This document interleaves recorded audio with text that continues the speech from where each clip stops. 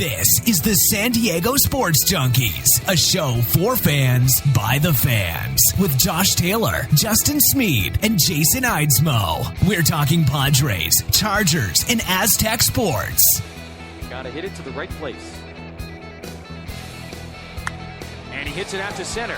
Right center. Blackman's got a long way to go. He's still going. Off the wall. And it is off the wall. It takes a funny hop. Kemp is rounding second. He's heading to third. Gotta go. And Matt Kemp into third base with a triple and the first cycle in the history of the San Diego Padres. He will hand it off. Tomlinson plows his way towards the goal line. LaDainian Tomlinson, one step closer to football immortality. Tomlinson has tied the single-season record. And the handoff to Tomlinson. Left side, and he will gallop into the end zone. Charger fans are witnesses to history. Pope thought about it. Now steps up. And the freshman hits the jumper at the buzzer. Well, this kid is some prospect. Big time length, big time game. Pope straightaway three. Count it. Malik Pope. Pope. Off glass and good. On the other end, Joel doesn't miss that one. Shepard alley-oop to Pope. He got up there. Oh, wow. It's time to let your voice be heard. All right, everybody, it's Wednesday at 7 o'clock. That means, of course, it's time for the San Diego Sports Junkies. We're kind of all a little bit bittersweet today. The Chargers had a huge victory on Sunday, great victory, one that we all enjoyed, of course. And then yesterday, the Prop C measure ended up going down. At the beginning, it was going down hardcore, going down by a 2/3 vote. I'm not sure actually where it ended up finishing. I thought maybe that it ended up making it around 52-48.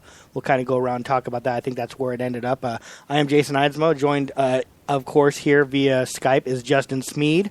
How's it going, Justin? Good, buddy. We got the gun show. Yeah, Justin brought the gun show. We got that was Mike Maciejewski from Aztecs Hoops Nation. How's it going, Mike? Going well, man. It's going well. I can't wait for today's show. And I got my ammo too. Our long lost friend Jake Hefner. How's it going, Jake? It is a pleasure to spend my first night as president of the United States on the number one sports podcast on the web right now, the San Diego Sports Junkies Radio. It's number one.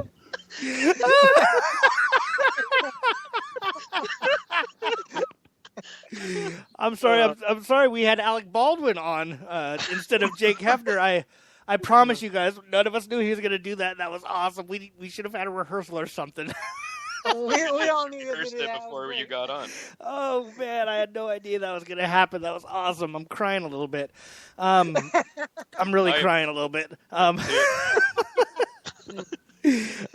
Let's the whole Prop C thing, Chris Hunter just joined us. He said 43% is where I think is where it ended up, which is disappointing. I think that I was listening to Dan McClellan on the radio either the day of or the day before, and they were really shooting for 51%, hoping that they could at least get to that threshold and then maybe fight it in courts.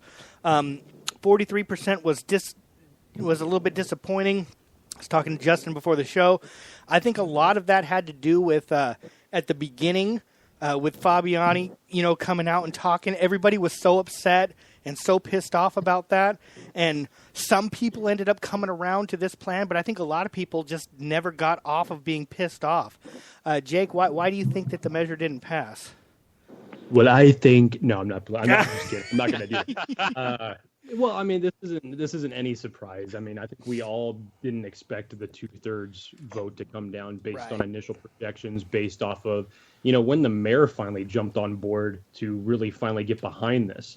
It all kind of seemed like a last-ditch effort that you really started seeing public support from everybody. When really, this should have happened when they had the measure already done and it had gotten the initial votes. It should have been backed by the mayor and a number of other individuals by that time. And I just don't think it was given the proper time, the proper effort, and from both sides. I think Dean could have done a little bit more just as far as targeting the people that that he really needed to target in order to kind of bring more awareness about this. And on top of that, it would have done a lot of good for the mayor to get behind it at a much earlier time. So, it's unfortunate. I mean, we're not out of the woods yet as far as the possibility of the Chargers getting a new stadium done.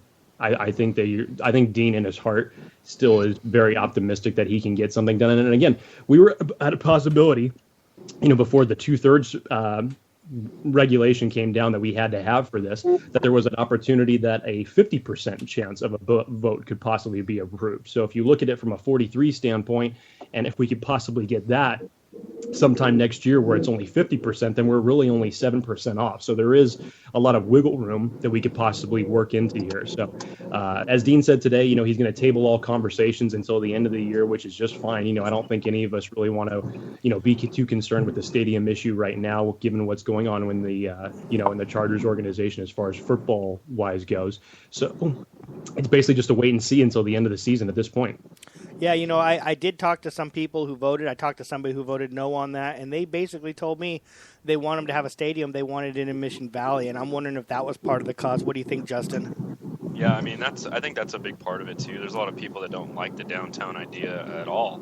The proposal, they feel like Mission Valley is a perfect site, and I'm in agreement with that. But if I was a city resident, I would still vote for it just because I am a Charger supporter, of course. So, but like Jake said, I think this thing never really had a chance to get off the ground. I mean, there was the mayor was late to the party. Finally gave his endorsement, his little 2 cents, make him look good.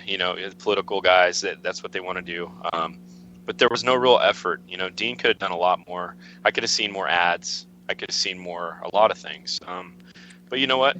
That's this city, though, in a nutshell. This is what happens in this town, unfortunately.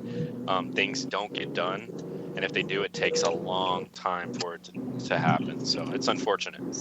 You mentioned Dean not quite being there. I know the very beginning, Dean was nowhere to be found, and Mark Fabiani was kind of the talking head about this whole thing, and I think that hurt things. Mike, do you agree with that, or do you think there's any other reasons why this thing went down? No, I think you're completely right. I mean, most of the people I talked to, or people that I talked to that were going to vote no or could vote no, really didn't have a great economic reason to vote no outside of screw Dean Spanos. He could pay for himself. Exactly. That was a big reason, and it was like, well, okay, and as an Aztec fan, I obviously want Mission Valley for San Diego State. So, that for me having the Chargers in downtown would have been perfect. But that really was it. I think it was a big screw you, and I mean, I'm still not over everything Fabiani did. I mean, he came in scorched earth tactics. Yep. And a lot of people didn't forget that, and a lot of people said screw you. Screw you, because we all sat here and said Fabiani's just saying what Spanos is telling him to say. That's not blame Fabiani. Right. He's just saying what Spanos is telling him to say. Yeah. So essentially, Spanos is telling you, do what I want, or you guys are all like, what, messing around. This is a small city. And I mean, at the end I came around because I really didn't trust the no on C people, and I wanted a yes on C for my own reasons. But I see it again from talking to people. It was a lot of screw you guys. You pay for it yourself, 100%. I was an absolute yes on C guy. I wanted this to happen, but it kind of there was kind of a parallel to this whole thing. I bring a lot of back to this because I'm really upset about the whole Eric Weddle thing. But if you remember, Eric Weddle, his agent was coming out and saying a bunch of crappy stuff, and we were all pissed off at Eric Weddle for letting that happen. Saying he's saying what Eric Weddle wants him to say, and it was kind of the same thing that you just said there, Mike. Fabiani wasn't saying anything that Spanos didn't want. I think Spanos thought that, well, if I let this guy say it, it kind of buffers me away from it anymore. But people saw through that. People were pissed off at Spanos, and nobody got past that. So I like what you said, Jake. I like the fact that they're just basically going to table it till the end of the year. I just don't really see L.A. as a real viable option for them. I don't think they really want to do that. Is there a chance that if it doesn't work out in San Diego, which that doesn't mean it hasn't yet, but if things don't work out in San Diego, is like St. Louis or something like that still on the table, Jake?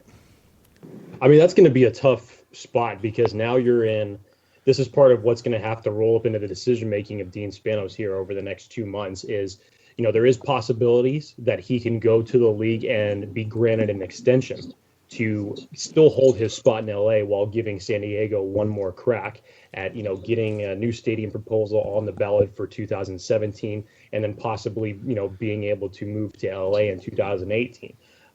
There are some other options with that, of course, that revolve around the Raiders and whether or not they're going to end up moving to Las Vegas.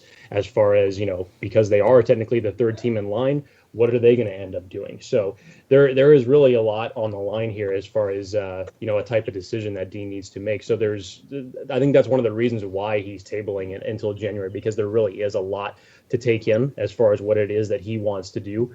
And he has to weigh all his options. And he, of course, from a business standpoint, he's going to weigh whichever one is going to be best for business. But to be perfectly honest with you, I really think that since the owners meeting last year that gave the Rams the go-ahead to go into LA, and how Dean was shunned from the rest of the owners and Jerry Jones specifically, I think that has really hurt Dean's pride a little bit. And so I think that actually, in a weird sort of a way, I think that was the best thing that possibly could have happened to San Diego fans, was that Dean kind of wanted to be where there was some loyalty, and maybe he didn't feel like that there was much loyalty left in the ownership from the way that they kind of axed the Carson project back then. So, who knows? Hopefully, with Dean's legacy, with his family here, hopefully he'll make the right decision by the fans and not just a business decision. But, time will tell on that. Yeah, go ahead, Mikey. Well, one thing I want to add, which was, a great point. People always brought up the fact that, hey, people aren't going to want to come to San Diego because the taxes are going to be higher. And we've already talked about the part that no one pays attention to the tax.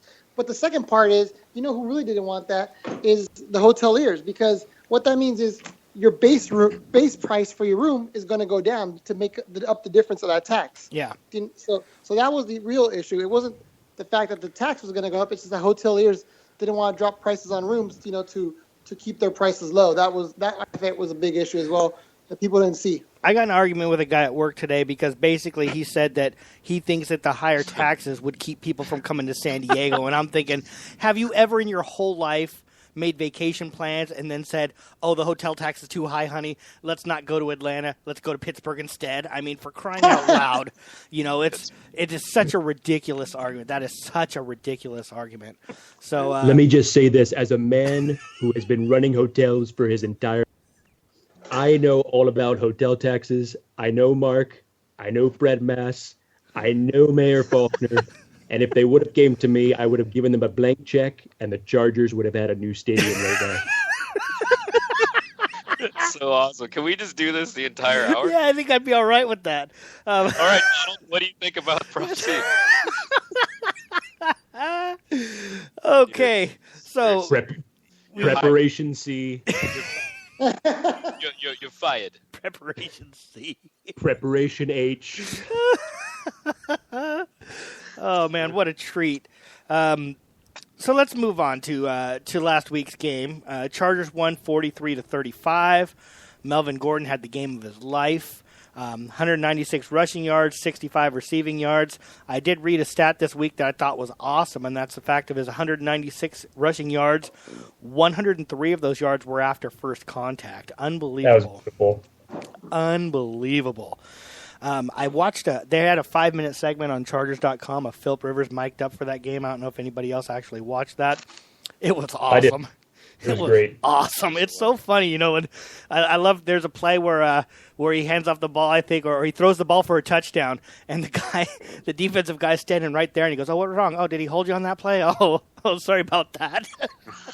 Yeah, see, I'm glad that they put that out there and had him mic'd, because normally cameras are going to show him turning around, talking to a player, and we all know what that assumption is going to be. Yeah. It's just like, he just asked, like, he actually knew exactly what the hell the guy was standing there for. He's like, what happened? Did he hold you? It's like, yeah, he held me. He's like, oh, no way. Yeah. You're right, because people look at him, and all you see is just him talking to him, and you think, oh, he must be talking a bunch of trash.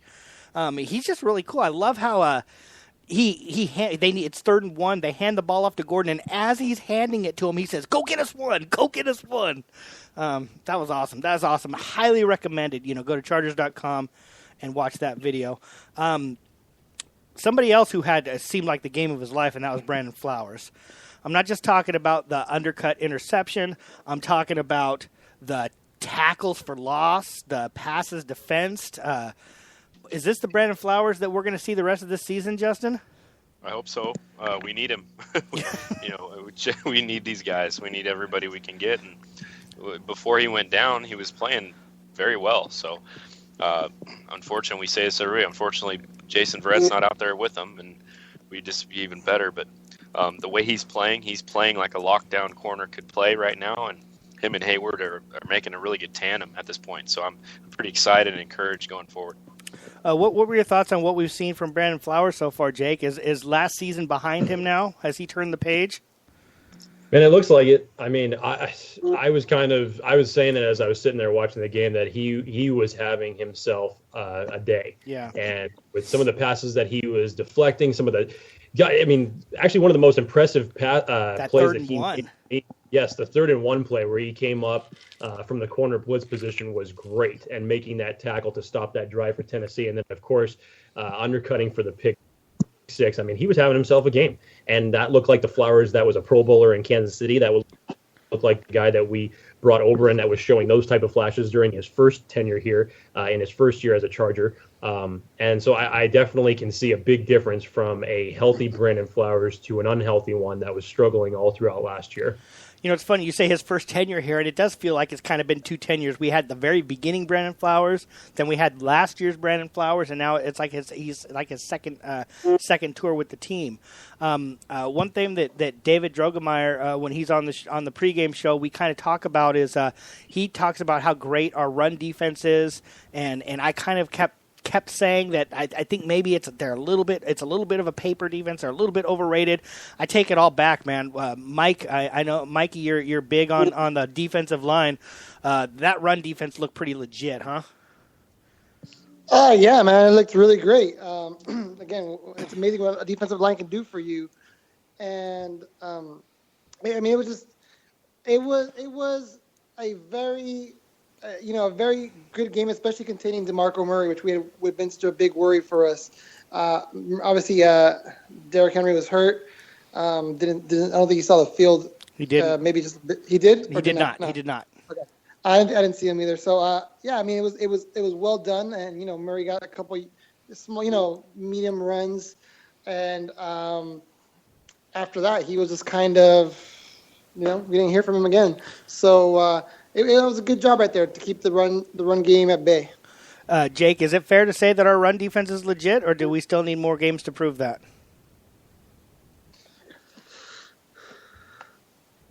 Sorry, were you talking to me? Oh, yeah. Or were you talking to Donald? I'm sorry, Donald. Donald. Remember, you have to remember back to your make USFL games. Great again. Make it great again. Yeah, has Pagano started their plan of making the run defense great again by first bringing in Joey Bosa, then bringing in Brandon Mebane, that made Corey legit better in the front 7, and then adding key cogs like Karan Reed. Many of these factors have made the Chargers defense great again. Only 82 yards allowed on the ground on Sunday. It was the number one thing that I was watching on Sunday. We were talking pregame show about how we were not even we were wondering if they could hold them under 150. So what a really, really good job. And the funny thing is we're talking about how great the defense was.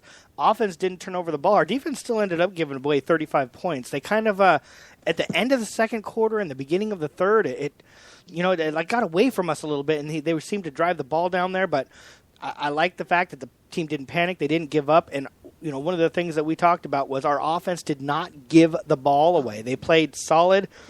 Sometimes punting's not the worst thing, and not turning the ball over was huge. What do you think, Justin? Well, I mean, we alluded to it on the pregame show. I mentioned Drew Kaiser. Hope he had a good day with pinning him down.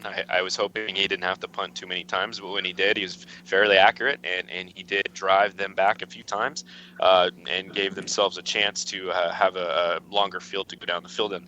But overall, I was just very impressed. I think what we need to realize is it's not about just stopping the run and limiting a guy under 100 yards. It's when you're stopping the run. Yes. And doing on third downs in crucial moments of the game. They're doing a very good job of that.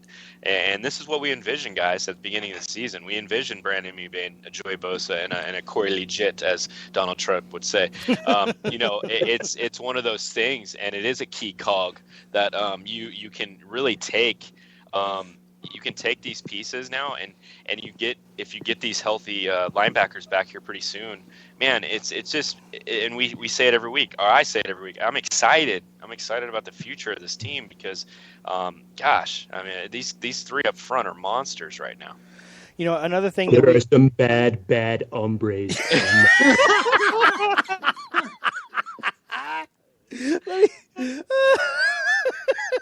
Let's not forget that my bold prediction, while it didn't come exactly true, I predicted that Dwight Lowery would be involved in 2 turnovers in the game. And the fact that he scooped a fumble up and returned it for a touchdown, I'm almost going to claim that as victory right there. Nobody has seen or heard of Dwight Lowery all season long, and for him to come out, I know it's a right place, right time type of thing, but it doesn't matter. I'm taking full credit for that. Another player that really stepped up, Toomer, he's the one who caused that fumble. He has been unbelievable this year. Yes. For somebody we picked up off of that nobody else wanted. Toomer he has really earned his time out there on the field and taken advantage of it. Jake, is this guy a flash in the pan, or can we look forward to him contributing for the next year or two? Man, I sure hope so.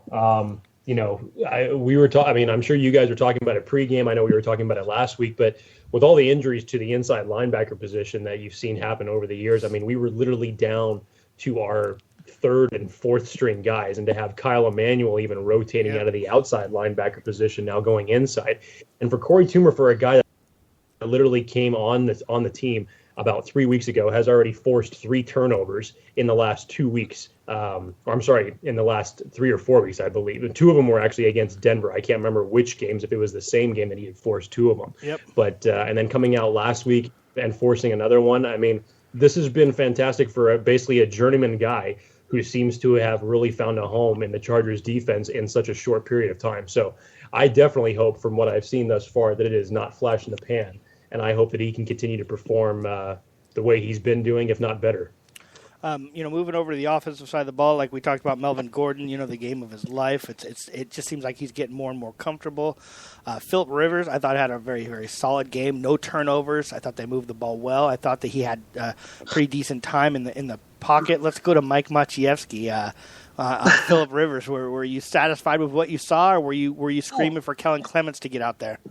Well, no, I mean, Jake told me that the Titans were going to stop us 3 and out, or we lose the ball real quick, and if I remember the show correctly, I went back and listened to it. So thankfully, Jake was wrong there, and we didn't, go 3 and out every time running the ball.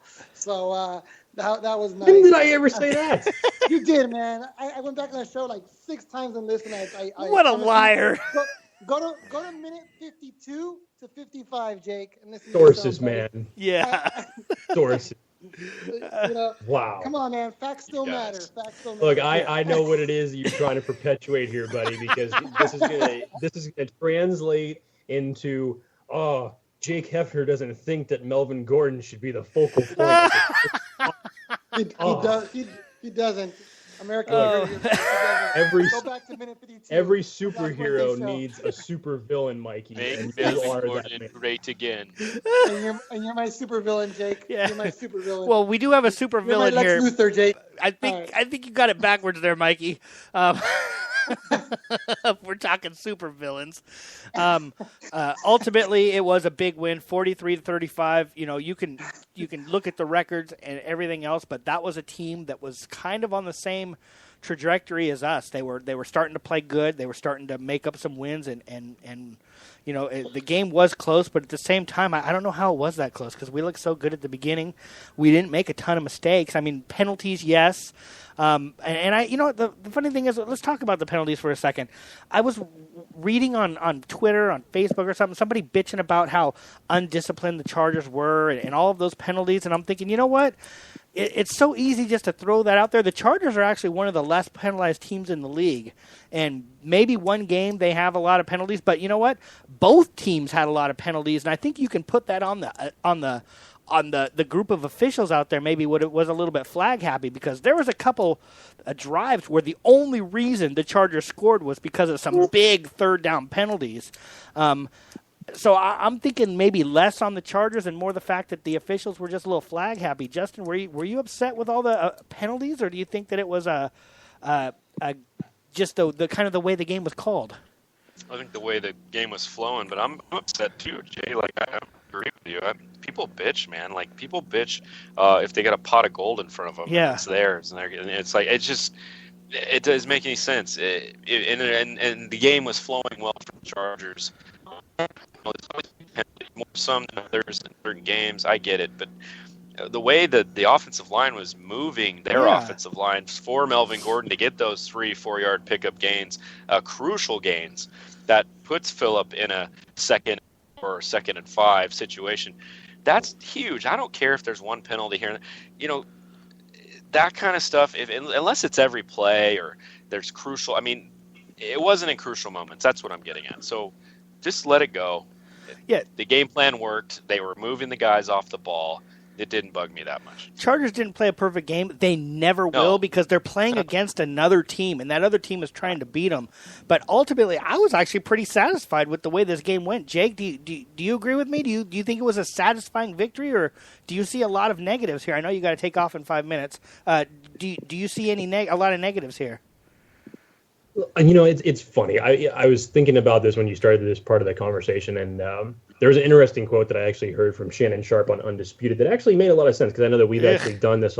Don't tell me you watched this. No, I mean, well, when I'm in honestly, it's the only thing that's on when I'm in the gym locker room getting ready for work. So I'm kind of forced to watch it. But sculpting your man guns. Hey, man, don't tell me that, Goof. Don't do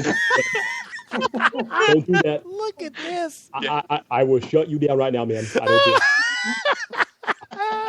No, Shannon said... You have been hiding this talent way too long, Jake. I can't believe we've got this far before we heard this. Your talent of voices. I knew that Guth was looking to talk to those guys, and I said, Guth, I need my restitution. I don't know why Jake's wasting his time writing. Seriously. Yeah. This is a waste of time, Back to the subject matter at hand. Shannon said, I've never heard someone complain, basically like whine about winning and having complaints be in the same sentence. And I know that we've done that sometimes by the fashion or the way that the Chargers win games. And so I was thinking about that, and if we were to plug away any negatives, I think you could kind of say, hey, Marcus Mariota, based on the stats alone, really kind of outperformed Phillip Rivers in this game. Even when the Chargers would score, it would feel like the defense would just, let their foot off the gas, and they would allow the Titans to march down and just quickly score. And at one point, they gave him the lead. But again, it's what you do, that ultimately makes you make enough plays to win the game. And defensively, despite all those yardage and points that they gave up, they ended up creating 3 turnovers, and they got 2 of them for 14 points. And that's what winning teams do, and they did that. So I don't really think, even if we're to look at all the flags and everything like that thrown, there's nothing to whine about. There's nothing more to whine about. It goes under as a win, as a much-needed win that the Chargers need.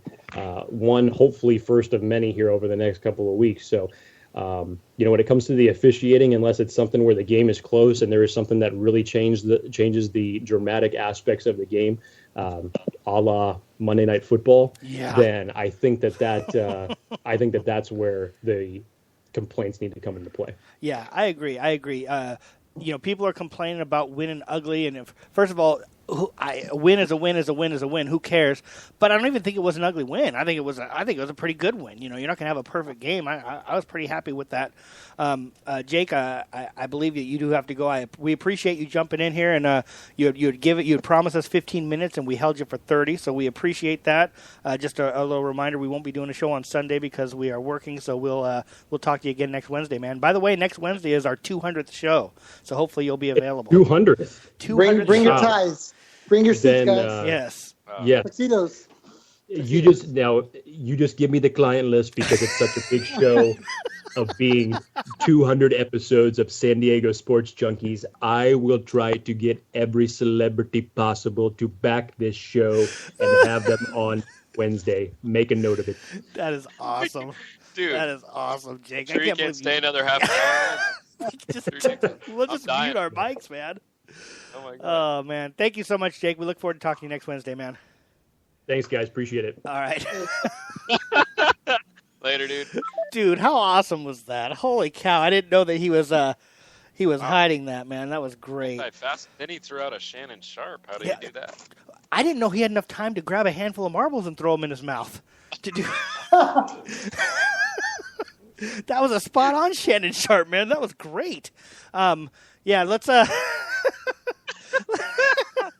got to keep our composure. Yeah. Just gotta keep our composure. This is what we're going to do, guys. We're going to take a quick break. We're going to come back on the other side. We're going to talk quickly about this week's game against the Dolphins, and then we're going to be talking some Aztecs basketball. We'll be right back in a few, guys.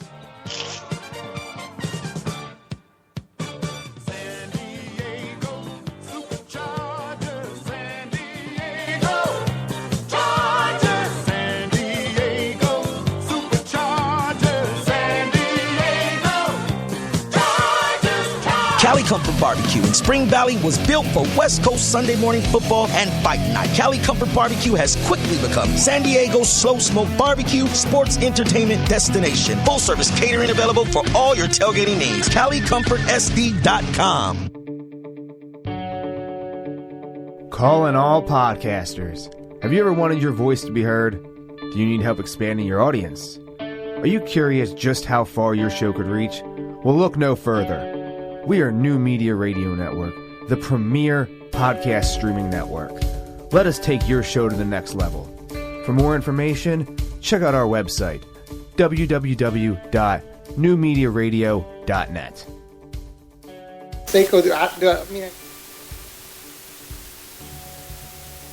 Time has come. You know we're shooting for number one. The thunderbolts and lightning will light up the sky. We'll give it all we got and more with the supercharger drive. Woo! San Diego.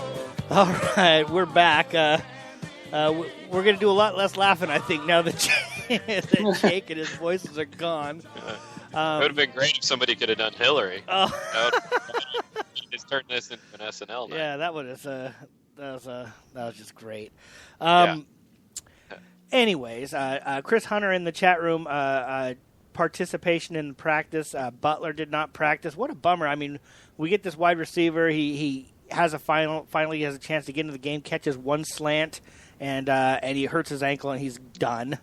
That's a Charger for you. Slauson, limited participation. Now, I'm just wondering if that's a veteran overall soreness thing, and then Williams. That's did not just a day. participate. That's a day off. Yeah. It's got to be. I remember him talking about how sore he was after the game because of all the running. You know, another thing that I wanted to talk about before we move on, I was real happy. It seemed like the Chargers brought back the slant pass. Yes, it was kind of gone ever since Keenan Allen went out, and it was like we brought it back. That and let me jump in because I'm so happy you mentioned that. That kind of thing is a trust thing. It really is, and the way he trusted Keenan to be there every slant pattern, whatever you want to call it, he was always in the right spot to make the catch, whether he was going down to the ground or he's continuing to run. Him and Keenan just had that rapport. You're seeing a rapport being built with him and Tyrell Williams on a slant pattern and a little bit with Travis Benjamin. So now it's week 10. things are coming into play. These guys are getting more into a groove. I think we're going to see that more going forward, guys, and I'm really excited about that because that's a big part of our game we're lacking. I thought I saw was the catalyst for that slam pass was the run game. I was just going to say that. The linebackers were coming up a lot more to stop the run. And so, again, Melvin Gordon should be the focal point of this offense. Yeah. Exactly. Oh, exactly. I actually agree. And not only that, I think that the Chargers are so much more successful when they mix in Rivers under center. And I know that it seems like each week they mix a little bit more of that in there, but for some reason it really keeps the defense honest when he's under center. Although anybody who wants to bitch and moan about that shotgun draw, it worked pretty well last game. So it doesn't always work well. It worked pretty well last game. So when you're running the ball like they were running it, and he was picking up chunk plays, and even 3 or 4 yards a carry. Yep. Goodness gracious, they probably running every little run play they had up their sleeve. So it was nice to see. So moving on, we're playing the Dolphins, and I know our pregame show we do kind of a lot of prep and stuff for it. And we since we're not doing a pregame show really, we're not going to dive too deep into this one. To be honest with you, we didn't do a ton of prep. It's a little bit too far away, to be honest with you. Right. The one thing, Jay Ajayi, somebody who SoCal Trav wanted us to draft really bad, if we all can remember back then, is having a pretty solid season. Once again, I am concerned about that. However, I got to kind of go with my boy David D. And maybe our defense is much better in the run support, with our defensive line playing and stuff. Are you guys, we'll start with you, Justin. Does Ajayi worry you at all, or do you think that we should be able to handle him all right? Well, he's concerning for sure, the way he's been running the rock. But, we've taken on pretty good running backs as of late, and, they haven't been going off on us. So, hopefully you can contain them like they did DeMarco Murray, good running back. Yeah, you ever heard of him? He's pretty good.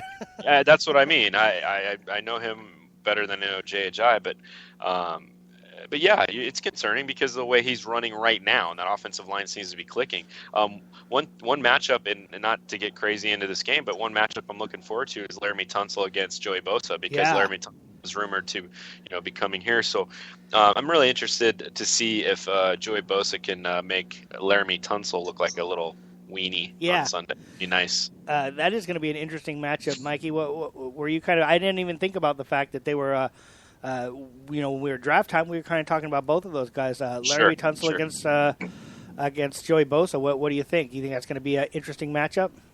I think Tunsil has had his moments where he hasn't looked great, and so I really expect Bosa to go ahead and dominate that. But I'd like to touch back on the Jay Ajayi thing and throw some stats at you guys. Thank you. Yeah, so the Titans came in number 2 last week in rushing. I think they left at number 4 after this last week. The Chargers went up, and now Melvin Gordon, I believe, is the number 3 rusher in the NFL. Behind him is Jay Ajayi, who's missed a bunch of time. Yeah. So that's kind of huge. And, it's going to be – this is, again, another matchup ready for the run because the Chargers, like we said, we thought they were paper defense, run defense, because you could just throw on them. But they're number 5 against the run, allowing 86 yards a game. That's awesome. And the Dolphins are number 30 against the run, allowing 136 yards a game. So what, like you said earlier, if you want to run the ball and get to those slants. Who should be the focal point of the offense, Mikey? I don't know, man. Let's see. Flash Gordon? I'm going to go Melvin Gordon here. Yeah. Yes, sir. No, I agree. And I'm, one person who a couple years ago I was anticipating was going to be a pretty good quarterback, and they were in pretty good shape. I have no fear of Ryan Tannehill right now. I'm not afraid of that guy. I say let's really focus on stopping the run and make him beat us. I'm not afraid of him beating us. What are your thoughts on that, Justin? Am I maybe not giving him enough credit? Tannehill? Yeah. Yeah, no. I mean, he's a conundrum to me. Yeah. He'll have a good game. He plays adequate at times. He makes poor decision at times. So He's kind of like a Blake Bortles to me. He's kind of like he's in that category. You don't know what you're going to get on a weekly basis. But I know for one thing that you can do to every quarterback, put pressure on him. Yeah. So, and that's what we've been doing a very tremendous job with, and pushing that pocket back. So, I have no worries about. He's going to make some good throws. There's no doubt about it. He has Jarvis Landry is one of the better wide receivers in football.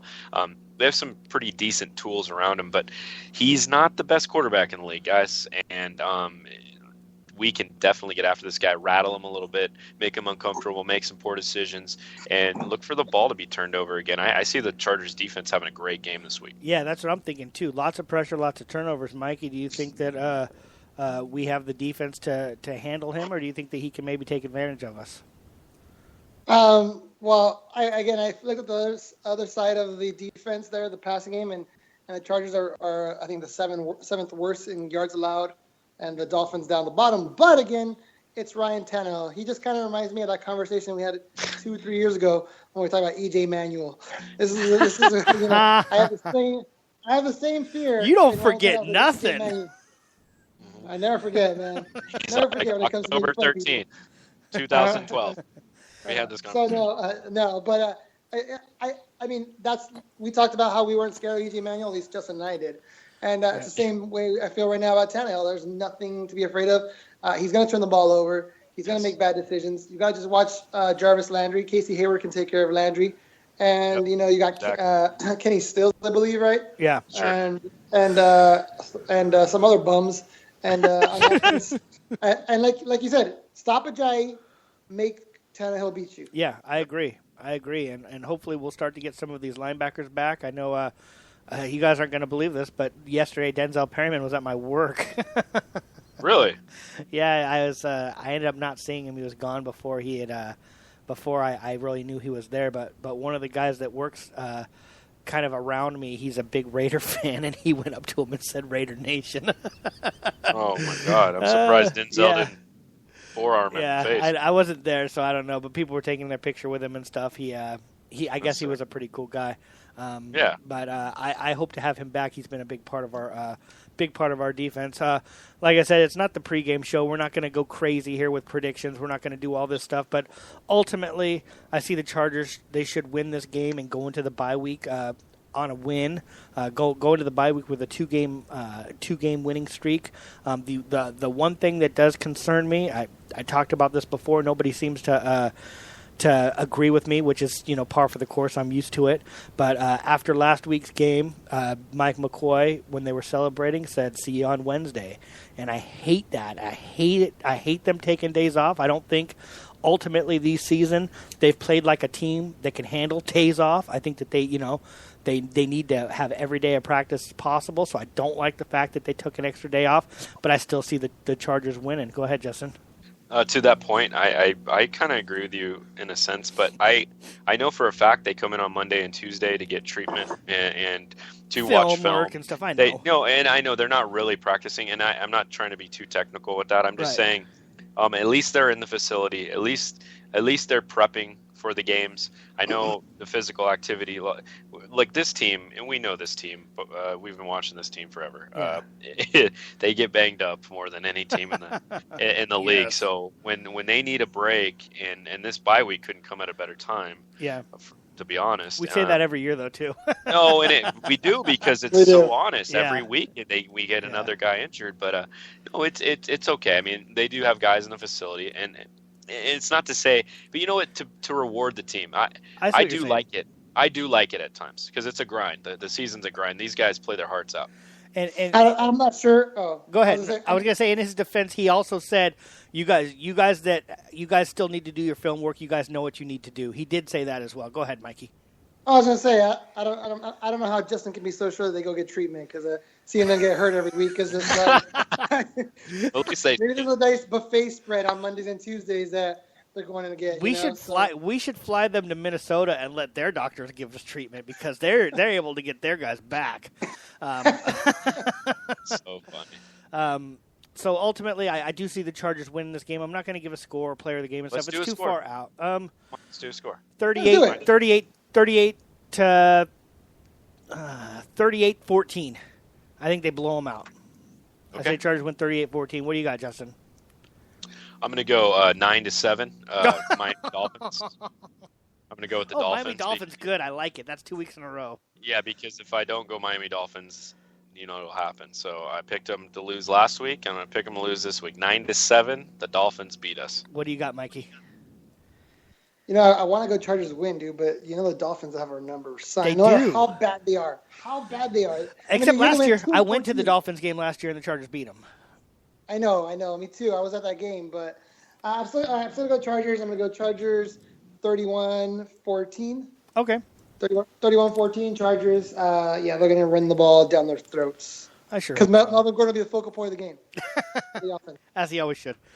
Yeah. All right, you know what I'm going to do real quick? I know that we have a time schedule we wanted to keep. We never keep to it. We're going to go ahead and take another quick break. We're going to come back, and we're going to be moving into Aztecs. Aztecs start their basketball. They've played some exhibitions. They've gone on some expeditions to some exhibitions. They're playing. They're playing on Friday, first game of the season. They are a little bit banged up. We got our Aztec insider, of course, Mikey Maciejewski here to talk to us about that. He's got some points he wants to bring up. And what better song than a Chargers song to go into a break before an Aztecs game? Aztecs talk. We'll be right back in a minute, guys. Kill the hype, we reign. SP running this game. This is 619 straight, born and raised. This ain't no fad or phase. This is Cali for life. We gon' rally tonight. So pump your fist till you get it right. And keep it real so all the day go can feel you buffing out. Sing the anthem so the whole world can hear you. You need help with your business project that is due? Maybe you need business cards to help your business stand out. We at San Diego Sports Junkies got you covered. SK Digital Imaging can do it all. Give our buddy Sean K a call, 858-408-0732. SK Digital Imaging, from business cards to the bigger projects, SK Digital Imaging and our buddy Sean K will get your printing done right. Cali Comfort Barbecue in Spring Valley was built for West Coast Sunday morning football and fight night. Cali Comfort Barbecue has quickly become San Diego's slow smoke barbecue sports entertainment destination. Full service catering available for all your tailgating needs. CaliComfortSC.com. Calling all crews, all you Dago dedicated Rocky yellows and blues. It's the West Coast California resurrection, America's finest city with borderline connection. You can have your Raider Nation 'cause we ready for war. It's the San Diego Chargers taking over the world, and we still Raider hating.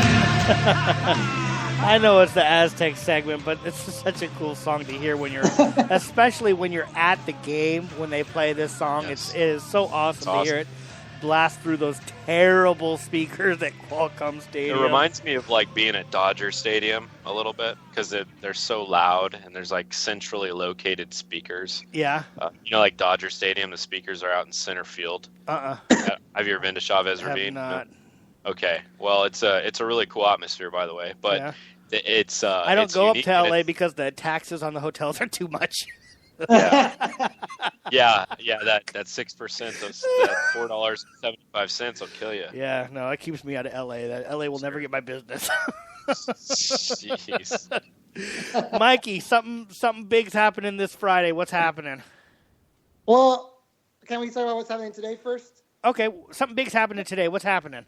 Well, this morning today, San Diego State got their first 2 national letters of intent from their 2 verbal commits for 2017. 4-star Jordan Shackle, 3-star Adam Seiko, both signed. So they are officially signed, sealed, and delivered. Officially, yeah. Aztecs for life now. That's awesome. So now, just explain to people who don't quite understand, is that official and binding, or is there still opportunity for them to bow out if they want to? I mean, legally it's binding, but if they want to bow out, Fisher would let them go. He's known to just not fight it. If they don't want to be there, then of course. Right. But this is their official, and this is pretty much seals them as an Aztec. At this point, they know in basketball, colleges don't go after guys that are signed. Actually, in any sport, and kind of just like I said, it ends the process. So they're Aztecs, and you got 2 guys in the fold with 2 more scholarships available. The Aztecs are looking at pretty much 2 guys, but really 1. Which is local guy, 5-star, top 10 recruit, Brandon McCoy. Tough sledding to get him there. I was going to say, is that realistic or no? I don't think it's realistic. You know, Do they have a backup plan? I didn't mean to say that. A backup plan. You know, they were looking at a couple guys, but they're looking at Burama Sidibe over there in Pennsylvania, and then they're also looking at Kenny Woodwin, who was a Nevada commit, actually signee last year, didn't qualify, came out again and opened his recruitment this year, but he's got offers from like Kansas and schools like that, and so he's from. Is he a local kid though? Or he's Nevada? actually from he's from LA, but he moved up to I want to say Central Valley. So okay, well, I mean, just asking because some of these guys fall through and they get through the cracks, and then who's the backup plan? You know, that's why you're the guy on the trail. So yeah, right now I wouldn't expect any of them to sign, but your best chance I think is McCoy, but again it's a very small chance and it's unlikely. I think your bigs will come in 2018, where the Aztecs are sitting good with a couple of them. So these two big signings, Justin, how excited are you about these? I know that you're Mikey, of course, has really invested in these guys, but I know you follow the stuff pretty close as well. Are you pretty excited? And how long till we actually see these guys on the floor? Well, I think you'll see him. I don't know if they'll redshirt at all, just depending on how the roster shakes out next year. But I like Seiko a lot because of he's a heart kind of player. He's this is what me and Mikey talked about a while back. Even you can attest to this, Jason, because you remember the hard-fought Steve Fisher teams that were coming through. Guys diving all over the floor, making plays. This is an Adam Seiko right Which here. we lost at the beginning of last season, by the way. It took him a while to get that back. Exactly, and this is the kind of player you're getting out of Seiko, in my opinion. I don't know a ton of like Mikey does, but watching him, reading articles about him, he's all heart. He's all heart. He's all about the team. He's all about winning. He's family first. He's team first. So love that kind of desire in him. And I think he has room to improve. Shakel seems like he has got a high ceiling upside. He's not there yet, obviously. He's got to kind of mold into that. But I think with the coaching staff at San Diego State, he can develop into a nice player for the Aztecs. So definitely two guys with a lot of character, a lot of heart, and that's what and all about the team. And sometimes you get these recruits, Jay, and they're a 5-star guy and you think they're going to come in and they don't want to work as hard, or maybe they have a me attitude. But these two seem like they're going to dedicate themselves to Aztec Nation. So it's going to be nice to see. That's exciting. And I think I might have missed it. How long, Mikey, how long do you think till we actually see these guys on the court? I actually think you're going to see them pretty quickly. But really their big years are going to be their sophomore years. In their sophomore year, which is 2018, you're going to see that the Aztecs are going to will be without Trey Kell. They'll be without Matt Strigley. They'll be without. Well, Matt Strigley, he's already played 7 years, right? Yeah. It seems like he's been on the team for 7 years, man. He's one of those guys. It's the pattern. It's the bald spot. It's the bald spot and the gray in his beard. Yeah, he's got the fake yarmulke, you know. Yeah, so when and then Hemsley and Devin Watson will both be seniors, so you'll be seeing the transition happening at that moment. But Shakel, to kind of add to what Justin said, Shakel, a good shooter, really good shooter. He can shoot the ball like crazy. He's 6'6". He's going to play the 3. He's pretty well built. I'm not saying muscular, but just not really rail thin, which a lot of Aztec players are. If you know Jalen McDaniels. Yeah. Oh my God. Guy needs a steak. Yeah, I think that's what we told you when we were at the game, right, Justin? Yeah, we were like, send him to my house, guys. Send him to my house. Potatoes, sour cream. I got a comfy couch and a barbecue. I can attest to the couch and the barbecue, actually.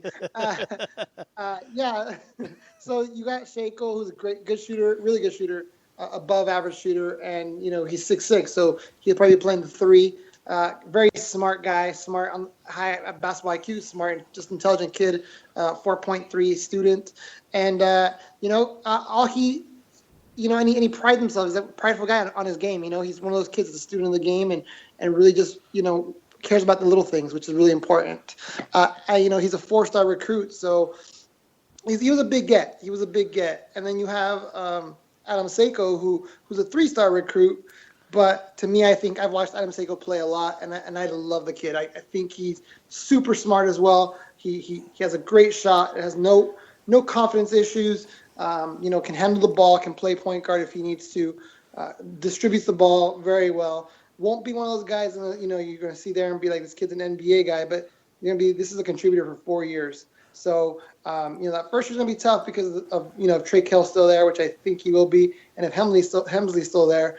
But, after that, you're going to look at him and as one of those guys that's going to be one of your, I don't want to say DJ Gay and leadership, because he doesn't have that leadership, but he's going to be, one of those guys that's not afraid to be on the court with the rest of the players. Won't be intimidated at all. Yeah. Right. Well, I love the confidence that you bring up because I think that's probably been the Aztecs. Some of the Aztecs' problems offensively is a little bit of a lack of confidence, and you have a guy here and there who has it, but as an overall team, I think that's one of the things that they've lacked over the last few years. To be honest with you, back to. I'm just forgetting it. To X Thames, when X Thames was on the team, yes, sir. He's the only guy that had any confidence, and nobody else did. And sure. And of course he was the best guy on the team, but I think that's one thing that these guys need, especially offensively, is they need confidence. They need to know that that they can go out and miss a couple shots, and don't be afraid to to just let somebody else. Don't be afraid to take some more shots and stop waiting for somebody else to do it. Mikey? And that kind of segues me into this week's game against USD. We Justin and I saw the first exhibition game together, and Monte Gil Caesar put on a show. But I came to the second exhibition game, and man, he was cold. I think he started 1 for 10. Wow. But I'll tell you, he did not stop shooting. Good. And he ended up with 14 points or something like that day. So, he's one of those guys that you have. But going into Friday, the big story around San Diego and San Diego State basketball is injuries. The team is beat up. I mean, you have Malik Pope, who was supposed to start last game, tweaked his knee in warm-ups, out. He wasn't there the first half of the game, sat on the bench in the second half, and then limped off the court after the game. You have Max Hotzel, who has torn his ACL twice.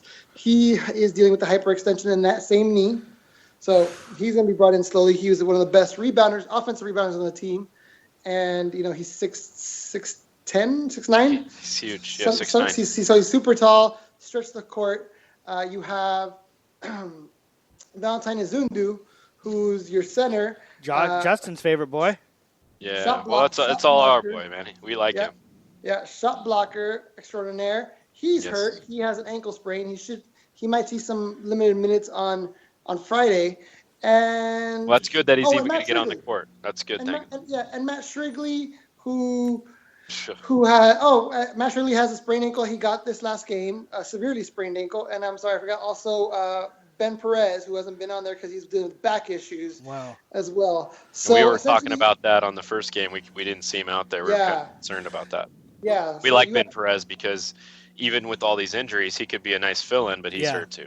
And he filled in for Shrigley last year, so exactly. He's another guy who last year he started the season pretty hot, playing a little bit above expectations, and then he kind of tailored off and was really not really a factor towards the end of the season. We were all kind of hoping for him to one more season in, kind of be a bigger part of this team. One thing that I'm not the Aztec expert that you guys are, but one thing that I do believe is this team has the depth to deal with injuries like this.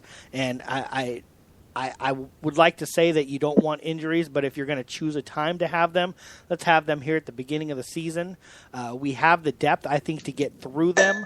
My question is, are these going to be nagging season-long injuries, or by the midway through the year, Justin, are we going to not even remember these because they're all completely recovered?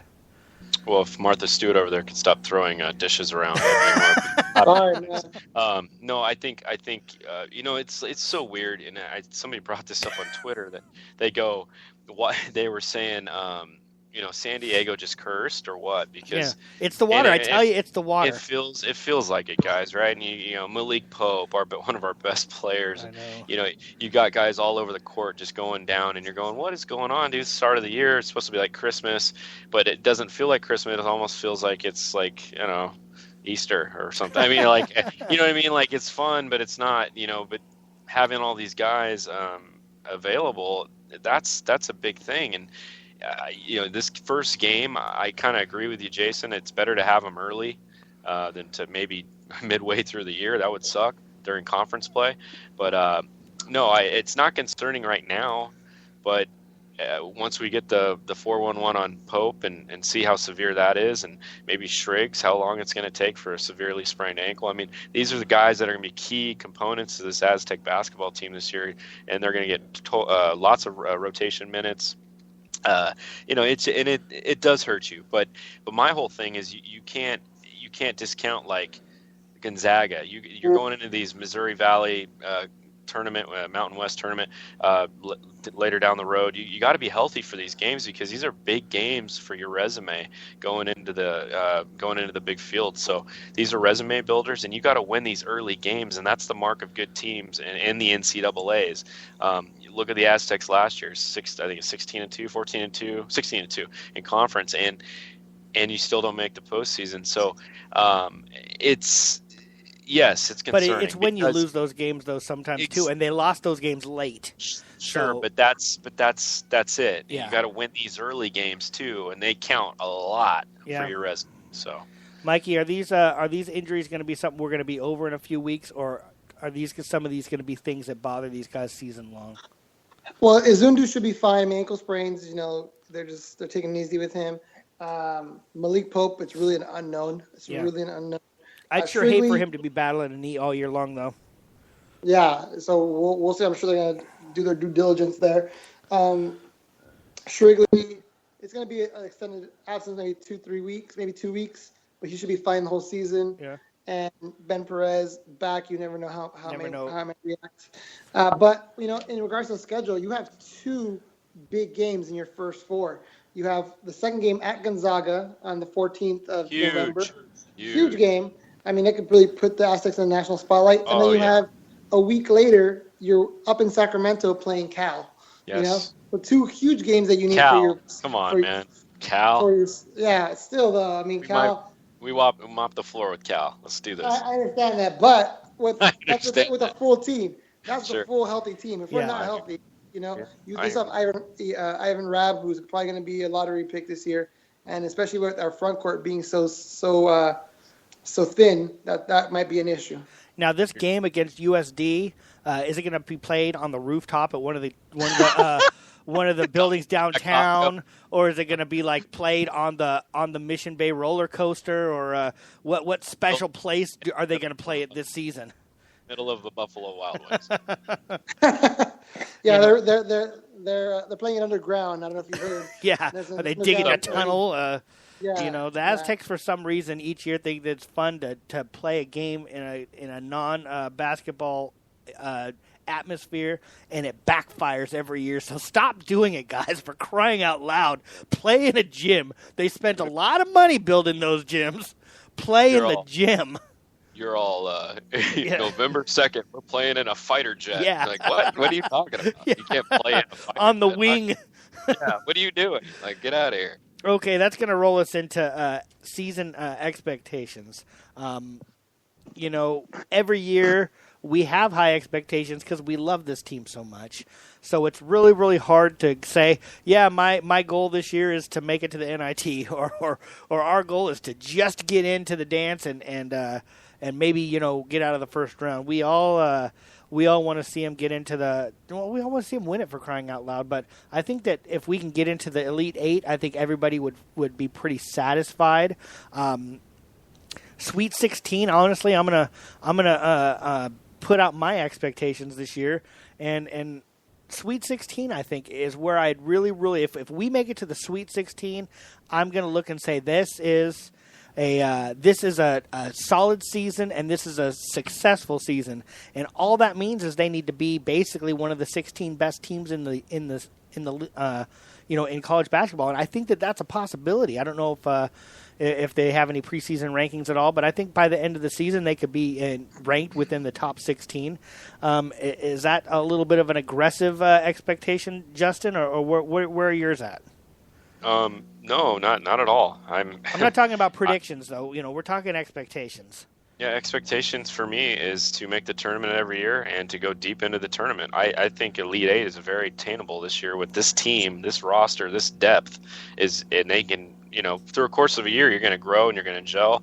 This team could be playing great basketball by that point, or they could be playing crappy basketball. Right. There's some really good talent on this team. No, I shouldn't even say good. There's some great talent on this team. It's absolutely crazy. But will they be cohesive? Will they gel? The mark of a great basketball team is, and Coach Fish says this all the time, he has to find his rotational players, get them in the right spots, make sure he's subbing in the right players. This is one of the most loaded teams San Diego State's ever had. It probably is the most loaded team San Diego State's ever had. So, Elite Eight is not out of the possibility. This is a talented basketball team. We have one of the best backcourts, not just in the conference, in the entire country. Trey Kell, Jeremy Hemsley, two of the best guards you can find on the West Coast. What's your expectations? So expectation-wise, you're thinking Elite Eight, nationally ranked. When the season's over and we're going doing it tournament time, what's your expectations for the Aztecs ranking-wise in the national scope? Mine personally is 15. That's where I kind of expect them to be. I'd love them to be better, but that's kind of where I'm expecting them to be, around 15. What are you thinking? You froze in a really funny position there. So those guns right there. Oh, can you see me now? Yeah, you're back. Hear me now? Okay. Yeah, it was kind of weird. No, I think it's a top 10 team. Oh, okay. Yeah, I do. I really believe that. I honestly believe that. And that's just not the homer. I know we all are homers. We're going to say these things. Of course we are. I'm going to be realistic, and I haven't seen them play together yet. And I don't know. But I know what kind of talent's on this team. I know at the end of the year, they can be a top 10 team with the talent they have on this roster. So this roster can be a top 10 team. So for me, I'm going to recap before we go to the expert. I say nationally ranked 15, and they make the Sweet 16. You're saying nationally ranked 10, and they make the Elite 8. Mikey, I would love that. Voice of reason. I'm going to say they could be a top 15 team. I definitely think they can be a top 15 team. I think a Sweet 16 is very attainable. So I'm kind of sitting with Jason. I think an 8 would be great. It would be great. I'm just very, very concerned with the injuries and with our marquee games being now early in the season. So that's my concern. If we don't get those W's, we're going to be behind the 8 ball again like we were last year, because not only do you have to play a good schedule, but you have to win some of those games. And if they can get that Gonzaga win, that's almost automatically you get that one win. Gonzaga, and I want to just and I agree with you. But me and you're going to debate now, not debate, but I want to ask you questions, because I think even with the banged up, core that we were going into the Gonzaga game with, with these nagging injuries, I still think we can beat a Gonzaga team that isn't fully they even haven't played together. I've been doing a lot of research on. They have a lot of loaded talent on that team as well. They always do, but they're kind of just forming a team as well. So they haven't been together in a while.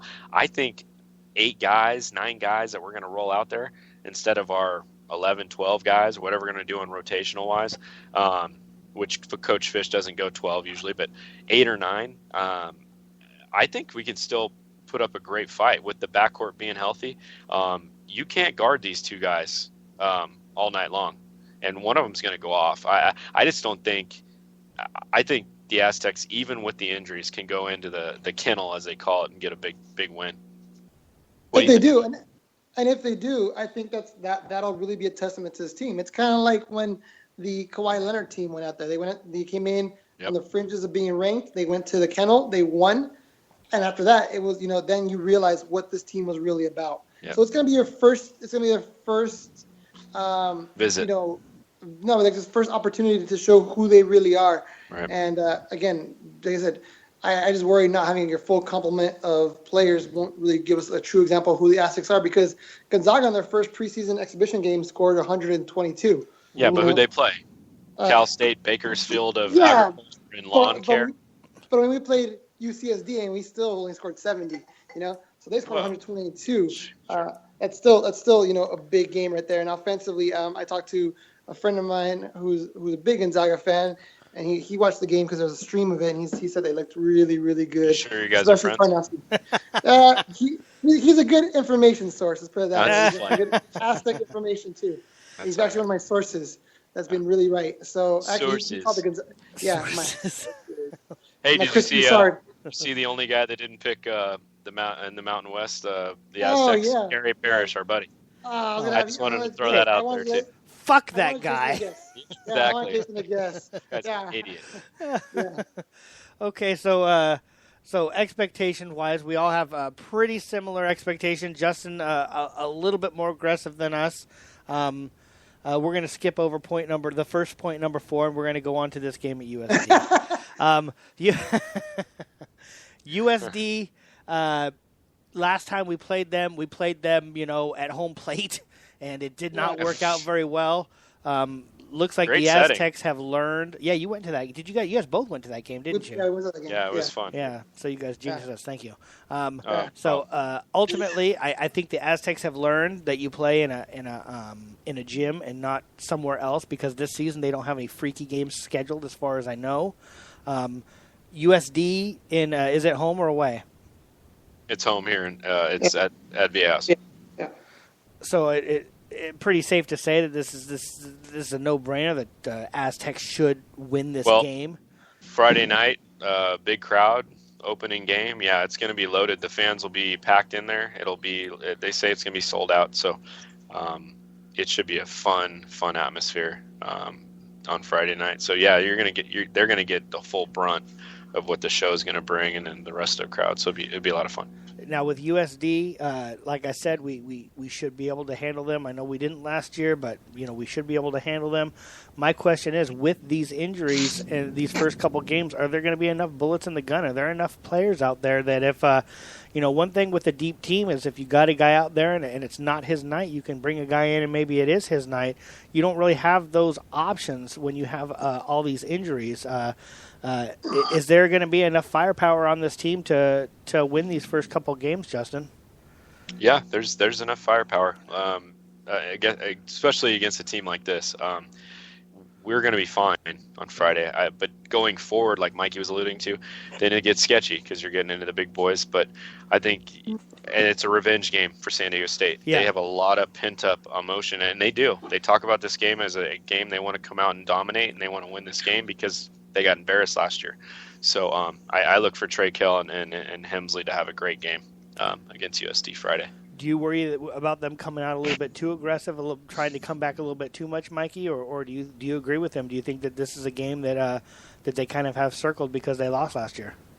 I definitely agree with Justin there. I think this is when you see them come out aggressive, it's going to be kind of like the bully out there on the court. Like, we're going to just take these guys early, and we're not going to take our foot off the gas pedal. We're going to just go, and that's what I expect to see from them. I expect the guys like Xylon, like Trey Kell, like Hemsley, these guys that were there last year for that embarrassing loss, to really have a chip on their shoulder and not let this game be close, and not let everybody else who wasn't there playing forget what USD did to them, because USD was a big reason why SDSU wasn't in the tournament last year with their horrible RPI. Just a casual observation from me is it seems that last year overall this team, not completely, but they got away a little bit from the full court press. They didn't do it as much as they have in the past, and I certainly saw them when they were doing it, they weren't as successful as they were in the past. Is that going to change this year, Mikey? Meaning, are they going to be going to it a little bit more, or do you think they're going to get away from it because of the lack of success from it last year? Well, you would think they were going to go into a little bit more with the depth they had, but with the depth they have right now, you may not see it early on. The whole point was this, everybody kept saying this is one of the deepest teams that the Aztecs have had. And, there's that concern. But the way it's playing out right now, you're looking at 8 guys, maybe 9 guys on the bench here to play this game on Friday. So which is fine against USD, but exactly. not against Gonzaga. So I doubt you see it Friday, and I don't know how much you'll see it now, but it'll be important to see how they respond and what they do as they move forward here. Yeah, to you, Justin, the full court press thing. I was surprised last year how it just in the past to me it's always been just. I mean, it was so suffocating. And last year, people were beating it a lot more than I'm used to seeing. Is there a reason for that, or do you think that's going to turn around this year, or Well, when you lose certain players that have been in a system for so long, things don't always work out the way you'd like them to. I'm sure Justin Hudson had other plans for putting pressure on guys, and they did beat it quite a bit last year. But then they made some adjustments, and they actually had success doing it as well in certain games. So I just think it's a product of who's on the floor. Are you going with bigger guys that can't run? Which isn't really the case ever for San Diego State. They have guys that can run all over the place. But I'm saying, are they not defensive oriented? So let's see the right combos. Maybe we get everybody healthy, and maybe we'll see that full court press, like you're saying, Jason, and more involved this year in that suffocating D. I look forward to that. I can't wait. Friday against USD. We might as well do it because we love doing stuff like this. Predictions. This game against USD, we all feel like they should handle them pretty well. Mikey, what's your overall prediction for the game, how it's going to go, and give us a score? I think the Aztecs will come out fast, will come out strong, will dominate this game. And I think you'll see San Diego State not give up on these guys. And the defense in the second exhibition game was much, much better. And the offense, like I said, I don't think the offensively they're going to give up on these guys. So I'm gonna say San Diego State's 76 and USD 51. Wow, that's really close to the score that I have. Justin, what's your overall thoughts of this game, and what's your prediction of the score? My overall thoughts are we're going to kick their ass, and it's going to be fun to watch on the television that I'm going to be watching it on. I think the Aztecs are going to score about 90 points. I think it's going to be a high-scoring game. Player of the game for me is going to be Trey Kell. He's probably going to pop for three many a times. It's going to be fun. I'd say 90. I'll go even 90 to. Let's say we get some defensive gaffes late. Let's do 71, just for giggles. And you got Trey Kell. Because our rotation's not very, very good yet. We won't know, and we'll be giving up some easy buckets or something. I think the Aztecs are going to win it. I think they're going to win it easily. I don't have them winning it. I have the game a little bit closer than you guys. I have Aztecs winning 77-65. I think that they will be getting a few garbage points at the end. That's still 12 points. Stressing me out. RPI sucks. Now that Chol Patrol is over for the Aztecs, I have to pick a new Stone Hands. I got to pick Stone Hands. I got to pick a new horse to ride, and my new guy, I'm going to pick him as my player of the game, and that's going to be Zylan Cheatham. I'm very excited to see what we're going to get out of him. I expect to see a leap. I've said this before, like the one that Trey Kell took last year. I expect to see that same thing out of Cheatham this year. I expect to see him start strong, but finish strong, because last season I don't think he finished as strong as I would have liked to. I was hoping he would build on how he started, and he really didn't. He kind of plateaued a little bit. I want to see him start strong and finish strong on the offense and on the defensive side of the game. So I got Cheatham being my player of the game. Mikey? I didn't get a player of the game yet, but I'm going to take Monte Gill-Caesar. I'm going to be all in on this guy this year. So, like I was last year on Pope, this year I'm going to be on Gill-Caesar. Is he one and done? Huh? Is he one and done? No, I don't think he's one and done, but maybe two and done. Well, if you guys picked a guy you're going to go with all year, I'd like to pick my guy. Sure. That's Jeremy Hemsley. Jeremy Hemsley's going to be one of the best guards in the nation this year. And you've heard it here first, because we all didn't know that already. Right. He's so. I have a love affair with this guy. I know you do. I think he's great. Yep. Justin, do you remember who Jeremy Hemsley dunked on in the Drew League? Was it Jamal? No, it wasn't Jamal. No, it was Swaggy P. Swaggy P. Yeah, from the Lakers. Yeah, this is Nick Young. Nick Young from the Lakers. Yeah, Jeremy Hensley fast braked, and he dunked all over Swaggy P of the lake. He did the same dunk in exhibition, but there was no one there to receive it. Well, some guy was trailing him and thought it was great. So good stuff. Yeah. All right. Well, I think that's we've done pretty much as much damage as we're going to do tonight. We talked about the Chargers, of course. For those of you who are upset that Prop C went down, I don't think that that's the end of it. I think that there's plenty of fight left. We got the Chargers winning.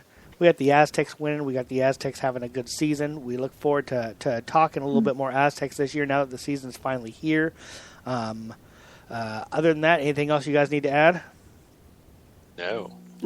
Just watch the Aztec football. Keep watching. Yeah. See, hopefully they keep going and hopefully they keep winning. Yep. They haven't cracked the top 20 yet, but they got to. If they keep winning, they're gonna have to, right? They're gonna have to crack back in there, right? Yeah, I think they're at 27, I believe, right? They're on the outskirts. I think it's 27 or 28. One of those two, yeah. So a couple they more got wins. votes. They got votes. They keep getting votes. Yeah. So it's hard not to keep them out of it because they have Donnell Pumphrey as a Heisman candidate. Everybody's eyes are on him, and the more they win, they'll be in the top 25 soon. They just got to make sure they beat Wyoming too. When these ESPN and all these different places tweet out, vote for your Heisman Trophy winner, and Pumphrey's not in it, will he ever be added to that, you think? Or, will he ever get that recognition that he deserves? I think he has a shot to go to New York. I really do. If he breaks the all-time record, it's going to be hard to do, but if he does, I think he gets a seat in New York. I think he should get a seat in New York anyways. I think that it's ridiculous how he's being ignored. I'm not going to be crazy and say that he's the runaway winner or even that he should win it, but for crying out loud, he should at least be in the discussion, and it just seems like he really isn't. You'll get a mention here and there, and you'll have Scott Van Pelt, did that thing on him, which was really nice, but ultimately he's still kind of being ignored a little bit. You still don't see him down on the track or at the bottom. You don't see any of that stuff, and it's kind of a shame, Mike.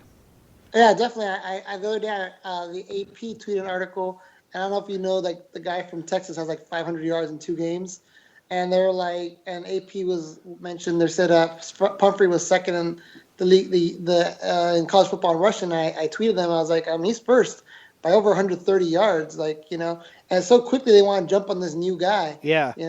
It's like you can't even get the stats right on this guy who's leading the nation in rushing. Yeah. That's pathetic. And you're the Associated Press. Yeah. Come on. You guys should be at least know a basic stat like that he's number 1. Yeah. So, people make judgments like he's number 2, doesn't deserve to be in there. And it's like, well, he's number 1 by over 130 yards. Come on. Of course he should be. So speaking of you need to learn. Yeah. And speaking of Donnell Pumphrey, me and Mikey were just walking into the game casually, and Donnell Pumphrey happens to just stroll on by. Ah, sweet. We're like, oh, hey, there's a Heisman candidate. Yeah. We're like, hey, or at Donnell least a should-be Heisman candidate for crying out loud. And we were thinking of should we stop him? Should we say, pump it up? What should we say? Hey, what's up, big shot? Can I get a picture? Can I get an Instagram photo? Nice. Right. Yeah, that'd have been nice. It was kind of cool. All right. That's going to wrap things up. Mikey, you can follow him at Mikey_AHN. He's from Aztec Hoop Nation. Check the website out. Always lots of articles. He's always got signing information. He's got all sorts of recruit information. It's a really, really fun website to go to. So thanks, Mikey. And you kind of were able to hold down your Philip Rivers hate today, so we appreciate that. I have tons. I was well prepared. I have tons of notes, and I'll just keep adding to them. Yep. And one day I'll go off on Jake and more than I did today. Yeah, one of these days. It's nice to see the two writers going at it. It's fun. But by the way, it reminds me of South Park when you say "cripple fight." We go "writer fight."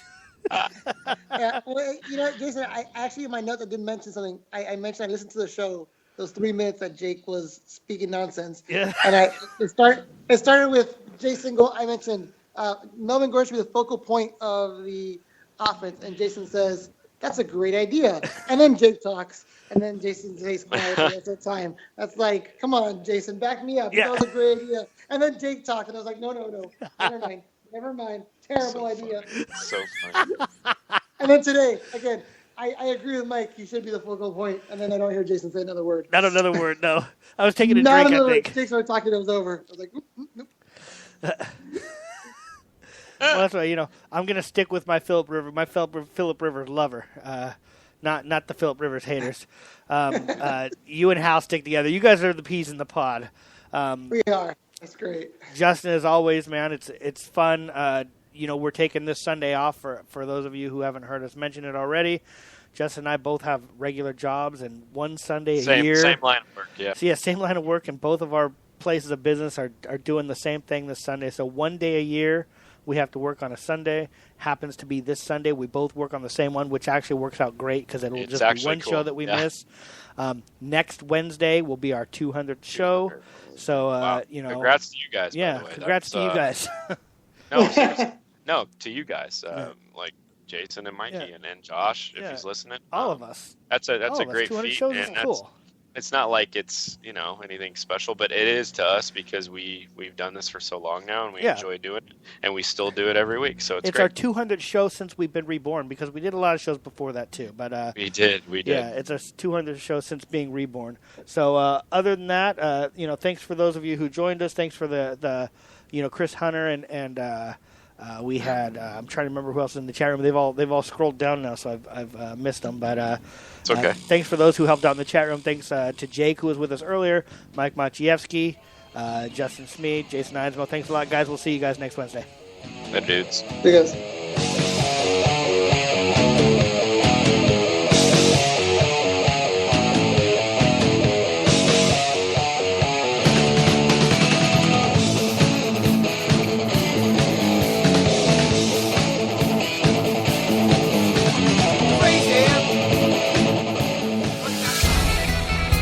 Thank you for listening to the San Diego Sports Junkies, a show for fans by the fans. Brought to you by Cali Comfort, home of the low and slow barbecue, and SK Digital Imaging with Josh Taylor, Justin Smead, Jason Eidsmoe, and Mike Maciejewski. Subscribe to us on iHeartRadio, on Spreaker, and on iTunes. Visit SanDiegoSportsJunkies.com for all your Chargers, Padres, and Aztecs news.